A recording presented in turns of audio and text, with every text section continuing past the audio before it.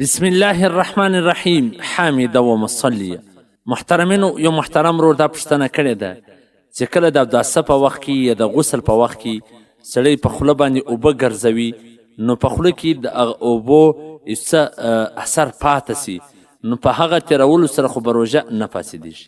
محترمینو، که چیرې څوک په خوله کې اوبه واچوي د غسل دپاره یا د اوداسه دپاره، نو د هغه دپاره دا پکار ده چې 2 واره 3 واره دا لاړې توکي، ځکه چې په خوله کې د اوبه اچولو څه وروسته بیا د هغه اوبه پاته سي، نو که یو 2 واره 3 واره څوک لاړې توکي، نو بیا د هغه اوبه باقي نه پاته کیږي، نو بیا په داسې حالت کې روژه نه فاسدېږي، څه حرج نه لري.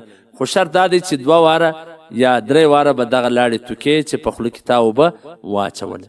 په حواله سره د شامی جلد نمبر 2 صفحه نمبر 396 دغه رنګه على المذاهب الاربعه جلد نمبر اول صفحه نمبر 586 د روژې د مسایلو انسایکلوپیډیا صفحه نمبر 190.